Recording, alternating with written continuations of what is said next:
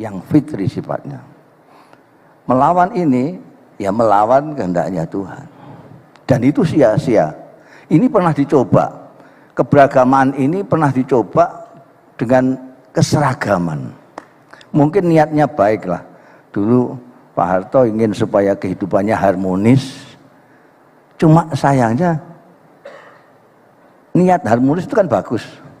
Cuma caranya yang keliru, yaitu menyeragamkan. Dikiranya kalau seragam itu harmonis. Sampai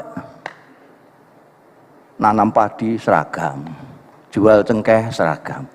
Bahkan ngecat omahe dhewe itu harus seragam dengan dalamnya si sultan kuning kabeh.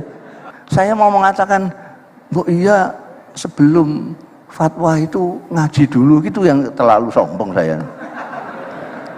Terlalu mengguru gitu loh. Tapi kenyataannya begitu. Hal-hal yang sepele-sepele dijadikan besar, dijadikan sesuatu yang membedakan dengan yang lain. Itu bagaimana itu? Jadi sampai menulis insya Allah saja, itu gegeran. Ini tidak SY tapi SH. Penting. Sembahyang. Saya pernah di terminal sembahyang itu, pundak saya diginikan sama orang di belakang saya. Katanya kurang kesini.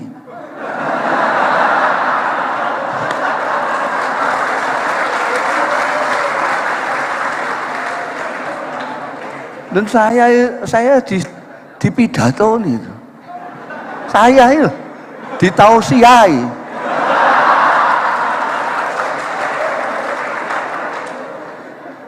Sampai mesti ketawa. Gus Mus kok ditausiai itu kan ya ikut nemen itu. Dia bilang sampai ini kurang kesini sembayangnya tadi. Itu kan sekarang itu menurut fatwanya internet. Kita ini makhluknya Gusti Allah yang paling akhir. Sudah melewati hari kiamat toh. Wong kiamat tahun 2012 katanya. Kami persilahkan. Assalamualaikum warahmatullahi wabarakatuh. Saya kira pidato kuncinya ngaso dalem tadi sudah cukup. Di dalam Al-Quranul Karim ini seni tangga ini ya saya pakai. Allah berfirman, walau sya'a la ja'alahum ummatan wahidah. Tadi sudah disampaikan dalam pidato kunci oleh Ngaso Dalem. Di dalam ayat ini ada walau. Walau itu kurang lebih artinya andai kata. Andai kata itu tidak. Andai kata saya punya uang 1 miliar, berarti saya memang tidak punya duit 1 miliar itu. Ngelamun saja. Andai kata Tuhan menghendaki, bisa saja semuanya jadikan satu. Satu tok, satu umat saja. Jadi artinya apa? Artinya Tuhan tidak menghendaki satu umat. Jadi persis seperti pidato kuncinya Ngaso Dalem tadi, keberagaman ini adalah suatu keniscayaan, suatu yang fitri sifatnya. Melawan ini ya melawan kehendaknya Tuhan. Dan itu sia-sia. Ini pernah dicoba. Keberagaman ini pernah dicoba dengan keseragaman. Mungkin niatnya baiklah. Dulu Pak Harto ingin supaya kehidupannya harmonis. Cuma sayangnya niat harmonis itu kan bagus. Cuma caranya yang keliru, yaitu menyeragamkan. Dikiranya kalau seragam itu harmonis. Sampai nanam padi seragam, jual cengkeh seragam, bahkan ngecat omahe dhewe itu harus seragam dengan dalamnya si sultan kuning kabeh. Karena selalu digejoh itu, selalu dicekoki dengan keseragaman. Akhirnya kita agak sulit berbeda sekarang ini. Berbeda sedikit marah, berbeda sedikit. Padahal itu kan indah sekali berbeda-beda itu. Indah sekali. Jadi kalau kita misalnya di taman terus ada bunganya kuning tok itu kan nyempeti meripat itu. Tapi seninya itu harus merah, kuning, biru, hijau itu segala macam gitu. Tiba-tiba sebelum kita sembuh dari cara berpikir yang seragam terus itu, tiba-tiba ada yang namanya perubahan besar. Pak Harto lengser ada perubahan, reformasi, bahasa Arabnya islah baik. Sayangnya islah itu tidak melihat yang mau diperbaiki mana dulu. Yang baik mana, yang tidak baik mana, yang ini keburu euforia untuk merdeka, untuk bebas merdeka. Demokrasi. Jadi akhirnya orang itu kayak burung yang semula disangkar itu dilepas. Itu malah natap-natap sana. Nabrak-nabrak. Kita belum siap demokrasi, berdemokrasi. Akhirnya terus jadi anarki.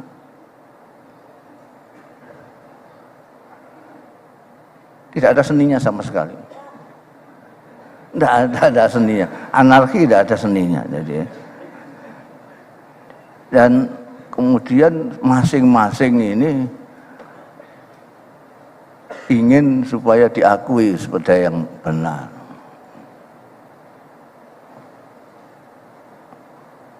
Kalau sampean mengaku benar, saya benar, dia berkelahi. Salah satu salah. Bukan salah satu kena, ya pada benernya tidak apa-apa lah gitu. Jangan beram. Iya. Ini sudah menjawab sampean lebih ini.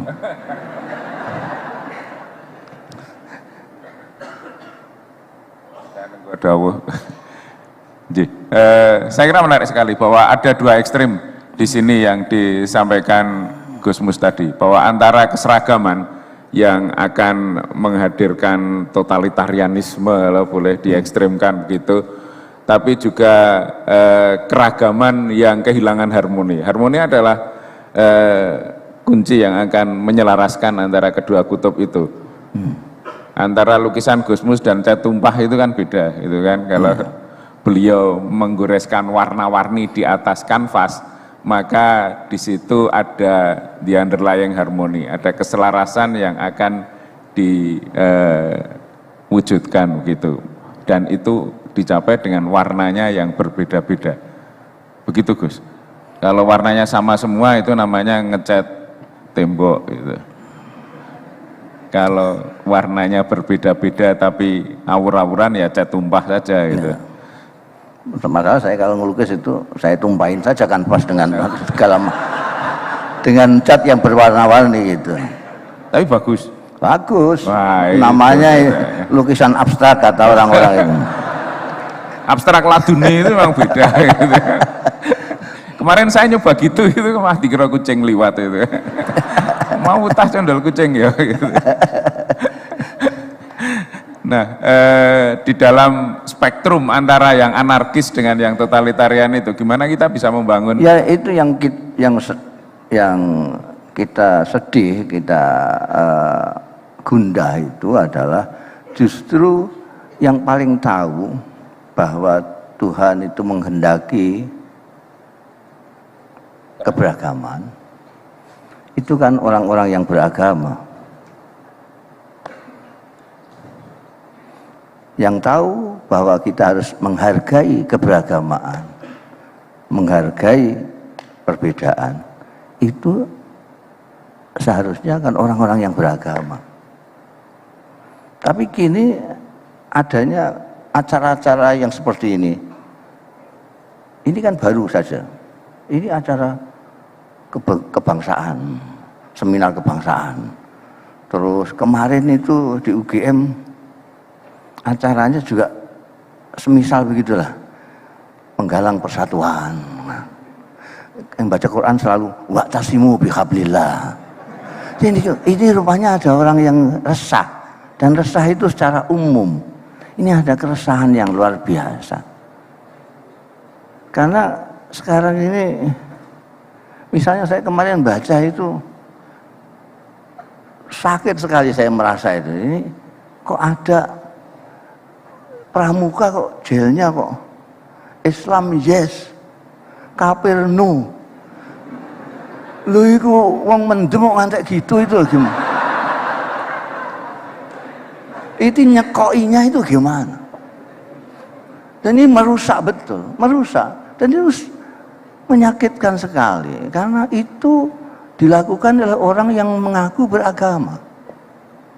Orang yang beragama tentu tahu kalau Tuhan itu Maha Pengasih, menciptakan agama rahmatan lil alamin. Rahmatan lil alamin itu kasih sayang kepada alam semesta. Loh, kalau dengan saudara sendiri saja tidak bisa kasih sayang, itu bagaimana dengan yang lain-lain? Jadi saya mau mengatakan, Bu, iya sebelum fatwa itu ngaji dulu, gitu yang terlalu sombong saya.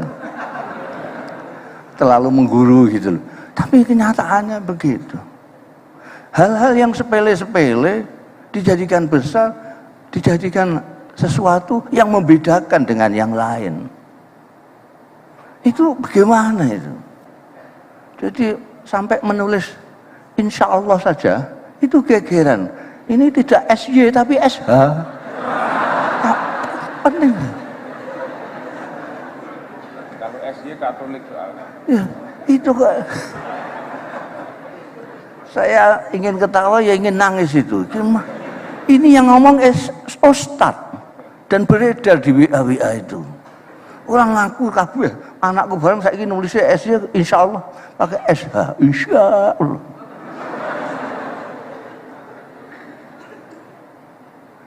Sembahyang, saya pernah di terminal sembahyang itu, pundak saya diginikan sama orang di belakang saya. Katanya kurang kesini.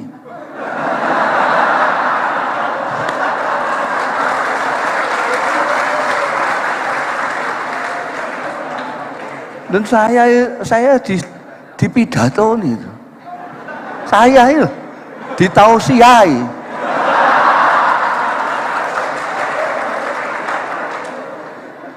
Sampai mesti ketawa.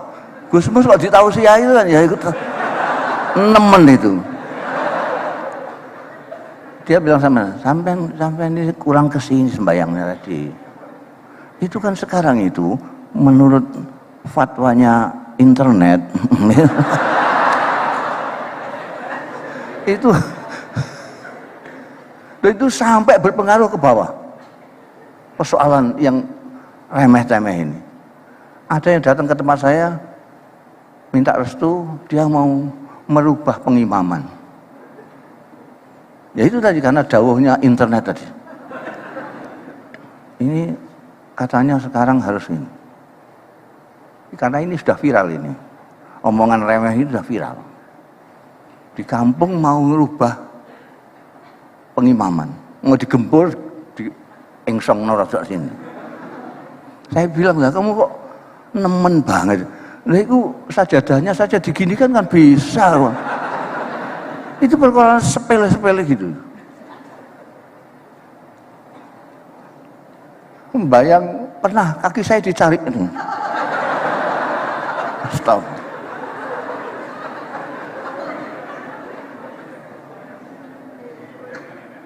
Lah anak saya cerita juga, jilbabnya di benakno karo orang itu. Ya oleh ukhti.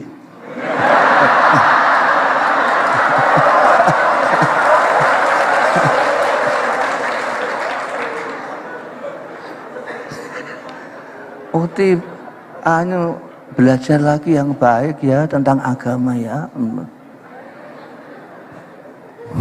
Padahal anak saya itu sudah ngajar di pesantren ini. Jadi bilang Kang Yu itu sudah ganti ukhti. Ini kurang syariat kalau tidak ukhti. Ini hal cilik-cilik gini ini di rumah tidak apa-apa, baguslah. Asal itu tidak dijadikan gap antara sesama saudara. Silahkan kalau mau diganti semualah, ikhwan, yabna amim, yabna ami itu, yabna ami itu ponaan, yabna ami, ya sihri, wah maratuaku, ganti kabeh aku cara Arab kabeh gak apa-apa. Asal tidak memecahkan persaudaraan kita.